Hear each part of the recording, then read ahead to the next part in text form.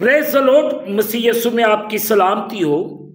जैसे कि अजीजों आपको पता है कि हम अपने हर दिन को कलाम मुकद्दस को पढ़ने और दुआ के वसीले से शुरू करते हैं।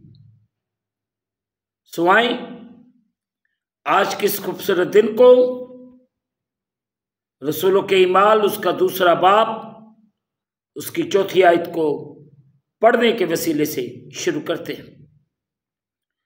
सो मेरे बहन भाइयों, कलाम अक़दस में मेरी और आपकी हिदायत और रहनुमाई के लिए यूं लिखा है, और वो सब रूह कुद्दस से भर गए और गैर जुबानें बोलने लगे, जिस तरह रूह ने उन्हें बोलने की ताकत बख्शी। मुकद्दस पाक कलाम के पढ़े और सुने जाने से हमें बरकत मिले। आमीन। आए अजीजों, जो हिस्सा तलावत किया गया है मैं और आप गौर करें। इन दिनों में हम बात कर रहे हैं गैर जुबान बोलना। कल हमने इस पे इंट्रोडक्शन सीखा था। आज हम इसमें जो बातें सीखेंगे हकीकी मायनों में गैर जुबानों में बोलना। नंबर 1, गैर जुबानों में बोलना खुदा के रूह का एक फोकेल फित्र इजहार है। यह रूह की तहरीक से बोलने, दुआ करने या खुदा की तारीफ और तमजीद करने का एक तरीका है।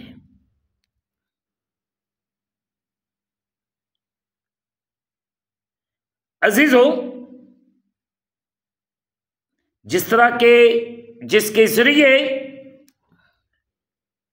एक मसीही ऐसी जुबान में बोलते हैं जिसे यूनानी में ग्लूसा कहते हैं, जो उन्होंने पहले कभी सीखी नहीं होती। जब कोई शख्स गैर जुबानों में बोलता है, मुमकिन है कि ये कोई ऐसी जुबान हो जिसका जमीन पर के इंसानों में मौजूद हो। जहां लोगों ने 120 की जमात को गैर जुबानों में बोलते सुना तो उन्होंने उनकी जुबानें पहचानी। या हो सकता है कि ये जुबान जमीन पर इंजरानी हो, जहां मुकद्दस पौलुस रसूल फरिश्तों की जुबानें बोलने का जिक्र करता है। ये कोई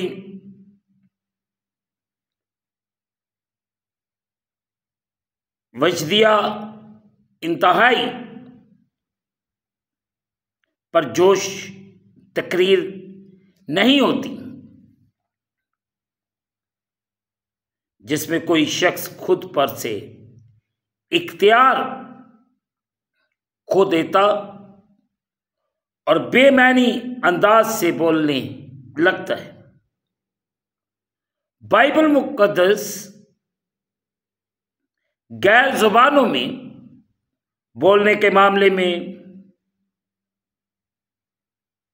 वाजदानी लहजा की इस्तिलाह कभी इस्तेमाल नहीं करती, चाहे जुबान सुनने वालों के लिए काबिल फहम हो या जमीन पर ऐसी कोई जुबान ना हो। ये खुदा के साथ राब्ता रखने और खुदा की तारीफ और तमजीद के इजहार का एक जरिया है। नंबर 2, गैर जुबानों में बोलना। रूहुल कुद्दस में बपतिस्मा पाने का एक बैरूनी या जिस्मानी सबूत है। जब किसी को पहली दफा यह तजर्बा होता है, जब कोई मसीही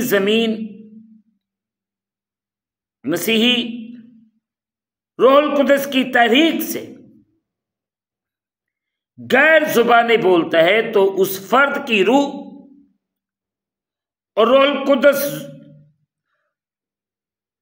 जुबानी दुआ, तारीफो तमजीद और नबूवत में बाहम मिल जाते हैं। यानी ऐसे पैगामात जो मुस्तकिल के बारे में बताने, खबरदार करने, चैलेंज करने, हौसला फजाई करने या ईमानदारों को तहरीक देने से खुदा के नाम को इज्जत देते हैं। खुदा ने गैर जुबानों में बोलने के लिए ये तजर्बा को रूहुल कुद्दस में बपतिस्मा पाने से शुरू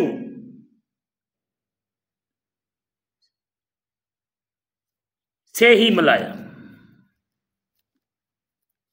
ताकि पेंतिकोस के दिन 120 अफराद और इसके बाद मसीह के तमाम पैरोकार इस बात की तस्दीक के लिए ये तजर्बा पाएं कि उन्होंने वाकई रूहुल कुद्दस में बपतिस्मा पा लिया है। कलीसिया की सारी तारीख के दौरान जब कभी भी गैर जुबानों में बोलने से इनकार किया गया,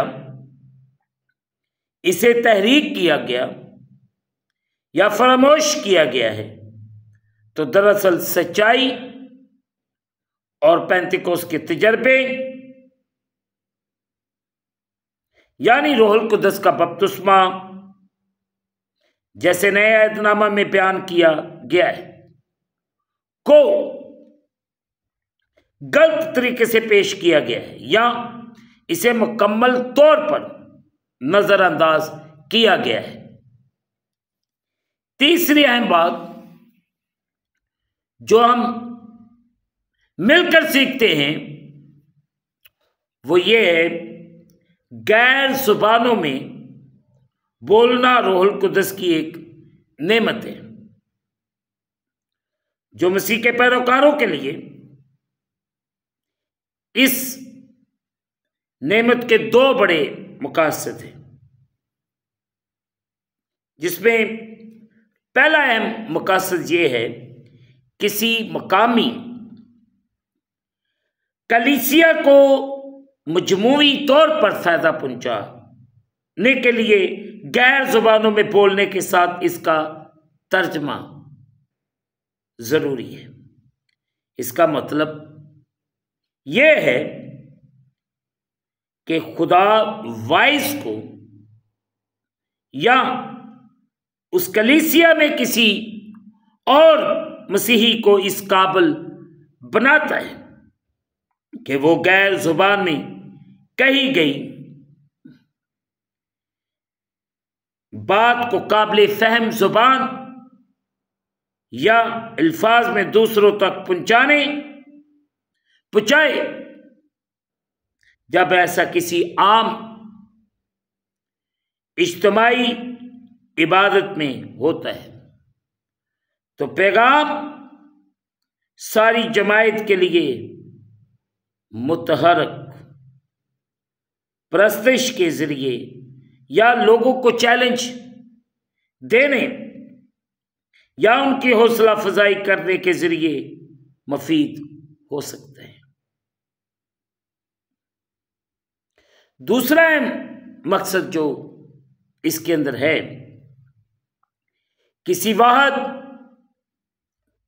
मसीही को फायदा पहुंचाने के लिए गैर जुबानों में बोलने को खुदा के साथ बात करने में इस्तेमाल किया जा सकता है।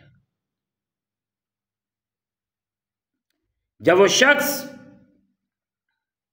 खुदावंद के साथ शख्सी वक्त गुजार रहा हो, लगातार गैर जुबानों में बोलना किसी शख्स की रूहानी तरक्की, रूहानी जिंदगी को तमीर और मजबूत करेगा। इसमें यह बात शामिल है शुक्रगुजारी, या हमदोसना करने जैसे मकासद के लिए बहुत रूहानी सतह पर बोला जाए। रूह में दुआ करना यानी दुआया वक्त के दौरान गैर जुबानों में बोलने का फायदा उठाना हमारी दुआओं को मजीद मौसर बना सकती है। जब हमारे पास ऐसे अल्फाज नहीं होते कि हम अपनी ख्वाहिशात और अपनी फिक्रमंदियों का खुदा के सामने ठीक और मुनासिब तरीके से इजहार कर सके, तो ऐसे में रूहुल कुद्दस हमारे जरिए दुआ कर सकता है। अजीजों, जब रूह से ममूर मसीही अपनी दुआया जुबान को खुदा के साथ अपने अलग वक्त में इस्तेमाल करते हैं, तो ऐसे में रूहुल कुद्दस उनमें होकर खुदा के कामिल किरदार, ख्वाहिशात और मकासद के साथ मिलकर दुआ कर रहा होता है। अगरचे वो ये नहीं समझते कि क्या बात पहुंचाई जा रही है, लेकिन वो इत्मीनान कर सकते हैं कि ये जुबान वही कुछ बयान कर रही है जो उनकी ऐन जरूरत है। अजीज बहन भाइयों, आज सुबह हमने इन बातों को सुना, समझा और खुदा से ये दुआ करें कि खुदा में अपने कलाम में बढ़ने चलने की तौफीक इनायत फरमाए।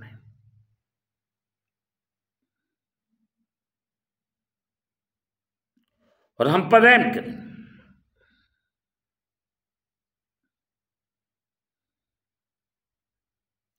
खुदावंद तो अपना जलाल जाहिर कर,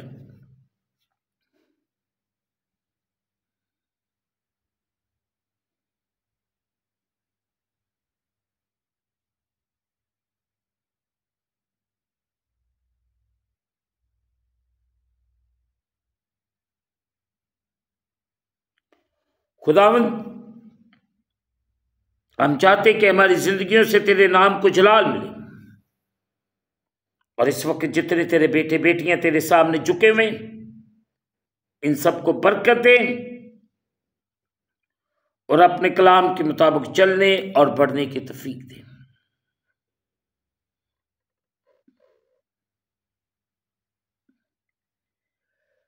और तेरा बेटा यीशु मसीह नासरी तेरे प्यारों की जिंदगी के वसीले से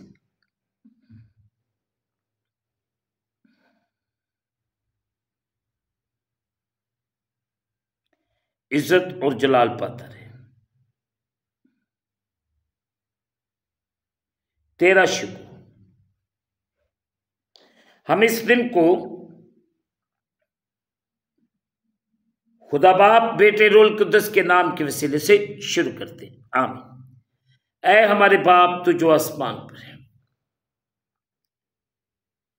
तेरा नाम पाक माना जाए और तेरी बादशाही आए, तेरी मर्जी जैसे आसमान पर पूरी होती है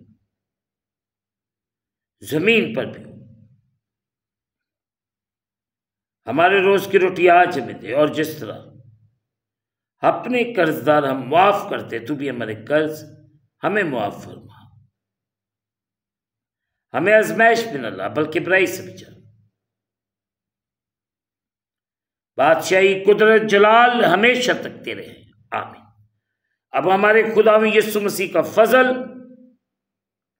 पाक रूह की रफाकत और शराकत हाज़रीन पर, तमाम कलीसियों पर,